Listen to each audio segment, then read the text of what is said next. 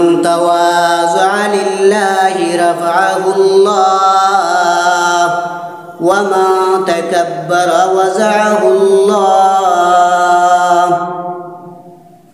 যে ব্যক্তি আল্লাহর ওয়াস্তে আল্লাহর জন্য নিজেকে ছোট মনে করে বিনয়ী হয়, কসর নফসি করে, মানুষের সামনে অহংকারী ভাব দেখায় না, নিজেকে নিজে ছোট মনে করে, আমার মতো ছোট মানুষ আর দুনিয়াতে নাই, আমি নিজে গুনাহগার, আমি নিজে ছোট মানুষ, নিজের ভিতরে নিজেকে ছোট মনে করে, কসর নফসি করে বিনয়ী হয়, নবীজি বলেন ওই ব্যক্তির মর্যাদা আল্লাহ বাড়াইয়া দেয়। সুবহানাল্লাহ। ওয়া মা তাকাব্বারা ওয়াযাহুল্লাহ। আর যে ব্যক্তি মানুষের সামনে অহংকারী করে, নিজেকে নিজে বড় মনে করে, আমার চাইতে আর কেউ বড় না, আমিও আনা আনা, আমি নিজেও বড়, আমার চাইতে কেউ আর বড় হইতে পারে না, আমি ইলমে বড়, আমি বয়সে বড়, আমি সপ্তাহে বড়, মর্যাদায় বড়, দুনিয়ার কেউ আমার চাইতে হইতে পারে না, আমার কাছে ভিড়তে পারে না, দুনিয়ার কেউ আমার তুলনা হইতে পারে না, আমি বড় আলিম, বড় সাহেবুল হাদিস, বড় মুহাদ্দিস, এগুলা বলে নিজেকে অহংকারী করে, নবীজি বলেন ওই ব্যক্তির মর্যাদা আল্লাহ কমাইয়া দেয়। ওই ব্যক্তির মর্যাদা আল্লাহর কাছে থাকে না। হিংস্র প্রাণী সহ সকল জন্তুরা তাকে ঘৃণা করে। যেই ব্যক্তি অহংকারী হয় আর আল্লাহর ওয়াস্তে যে বিনয়ী হয়, মানুষের সামনে নিজেকে প্রকাশ করতে দেয় না, নিজেকে ছোট মনে করে, তার কথাকেও ছোট মনে করে, আল্লাহর নবী বলেন ওই ব্যক্তির মর্যাদা আল্লাহ বাড়াইয়া দেয়। ওই ব্যক্তির সম্মান মানুষের কাছেও বেশি হয়, আল্লাহর কাছেও বেশি হয়, ওই ব্যক্তির মর্যাদা আল্লাহ বাড়াইয়া দেয়। এই কারণে বিশ্বনবী প্রতিদিন দোয়া করতেন এবং উম্মতদেরকে শিখাইয়া দিয়েছেন।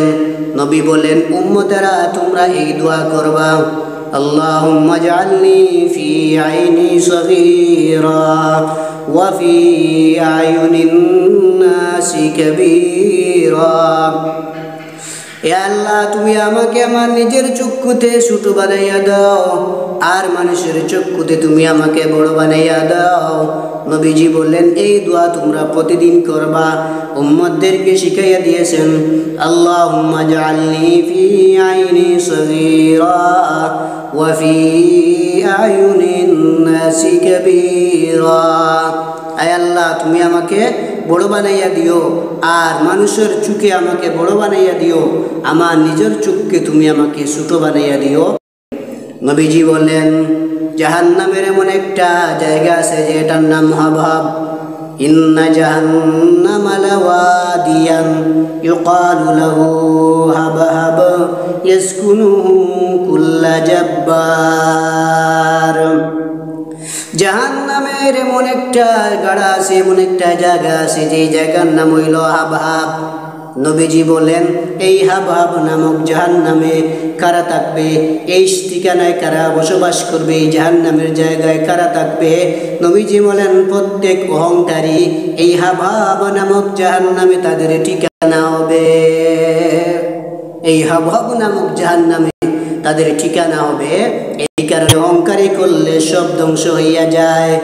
নবীজির কাছে জিব্রাইল এসে বলেন, ইয়া রাসূলুল্লাহ, ইয়া হাবিবাল্লাহ, মায়ার নবী গো, আপনার একজন সাহাবী আছে, যেই সাহাবীকে আরশের মানুষও চিনে, আরশবাসী ফেরেশতারাও চিনে, জমিনের মানুষও চিনে। ওই সাহাবীকে আরশের মানুষও চিনে, জমিনের মানুষও চিনে।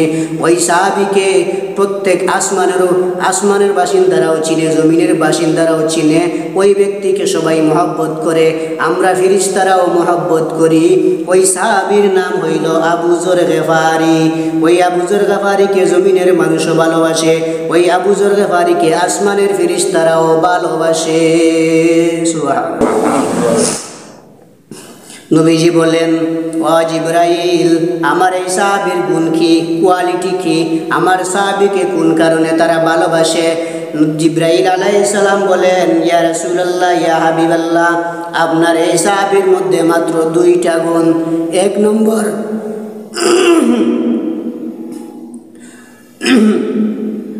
ইয়া রাসূলুল্লাহ, ইয়া হাবিবাল্লাহ, আপনার এই সাহাবীর মধ্যে দুইটা গুণ আছে। এক নম্বর, ওই সাহাবী নিজেকে ছোট মনে করে বিনয়ী হয়। দুই নম্বর, ওই সাহাবী প্রতিদিন কুল হুয়াল্লাহ সূরা ইখলাস তিলাওয়াত করে। সূরা ইখলাস তিলাওয়াতের কারণে আর নিজেকে ছোট মনে করার কারণে ওই সাহাবীর দাম আল্লাহর কাছেও বেশি, দুনিয়ার মানুষের কাছেও বেশি। আল্লাহর কাছেও তার মর্যাদা আছে, আরশবাসী ফেরেশতার কাছেও তার মর্যাদা আছে, জমিনের মানুষও তাকে চিনে, আসমানের ফেরেশতারাও তাকে চিনে। এই দুই গুণের কারণে আবু যর গফারি রাদিয়াল্লাহু তাআলা আনহু তিনি সম্মানী হইলেন। এক নম্বর, উনি বিনয়ী। দুই নম্বর, কুল হুয়াল্লাহ সূরা ইখলাস প্রতিদিন তিলাওয়াত করে। এই দুই গুণের কারণে উনার সম্মান বেশি। হাদিসে পাকে নবী সাল্লাল্লাহু আলাইহি ওয়াসাল্লাম বলেন, আল বাদিউ বিসসালাম বারিউম মিনাল কিবির। নবীজি বলেন, আল বাদিউ বিসসালাম বারিউম মিনাল কিবির, যে ব্যক্তি আগে সালাম দিবে ওই ব্যক্তি অহংকার থেকে মুক্ত। যে ব্যক্তি আগে সালাম দিবে ওই ব্যক্তি অহংকার থেকে মুক্ত। অথচ আমরা আগে সালাম দেই না। আমাকে আগে সালাম দাও, ইমাম সাহেব তুমি আমাকে আগে সালাম দাও। নবীজি বলেন, আল বাদিউ বিসসালাম বারিউম মিনাল কিবির, যে ব্যক্তি আগে সালাম দেয় ওই ব্যক্তি ভিতরে বোঝা যায় অহংকারী নাই নবীর হাদিস অনুযায়ী। তাহলে আগে সালাম দিব, আগে সালাম দিলে বোঝা যায় ওই ব্যক্তির ভিতরে অহংকারী না।